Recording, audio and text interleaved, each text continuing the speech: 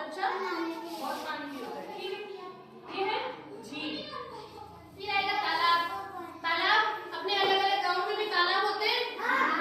वो नदियों का या झीलों का बहुत छोटा रूप होता है जो तालाब होता है, यानी थोड़ी दूर में होता है और उसमें पानी होता है। ठीक है, जानवरों के पीने के काम में आता है।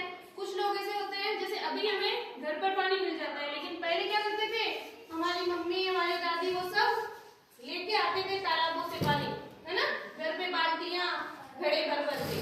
ठीक है, फिर आता है झरना, जहाँ पर चट्टानों से उधर से जो बारिश का पानी है ना वो ऐसे झरता रहता है। ठीक है, इसीलिए इसका नाम है झरना। नेक्स्ट है नदी, रिवर, जिसमें जो भी क्या है जल का स्रोत है। फिर रहट।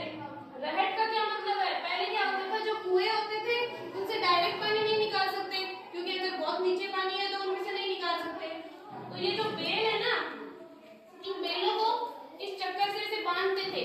जैसे जैसे बेल ऐसे ऐसे घूमते थे वैसे वैसे पानी की बाल्टी ऊपर आ जाएगी और अपन उसको निकाल लेंगे। तो इस प्रक्रिया को क्या बोलते हैं, रहट। क्या बोलते हैं, रहट। फिर एक कुआं। कुआं तो जानते हैं सभी, खेतों में या अपने गांव में कोई बड़ा कुआं वैसे होता है जहाँ से अगर जिनके घर तक पानी नहीं आता है वो लोग कुएं से पानी निकालते हैं। ठीक है, फिर आता है हैंडपंप।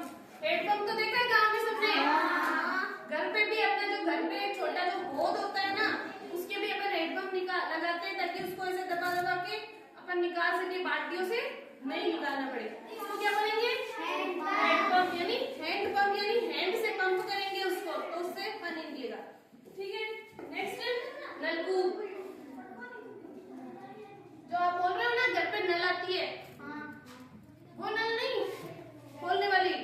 घर पे भी ट्यूबवेल वगैरह से ऐसा आता है ना कि यहाँ पानी आ गया ऐसे बोलते हैं घर पे, वो वाली नलकूप। घर में अपन कनेक्शन लेते हैं पानी का ट्यूबवेल से और उसमें से जब पानी आता है तो अपन घर में जरूरत के लिए पानी भरते हैं, उसको बोलते हैं नलकूप। तो ये हो गए जल के स्रोत जहाँ से अलग अलग स्थानों से हमारे घर में पानी की पूर्ति होती है। ठीक है, ये जल के स्रोत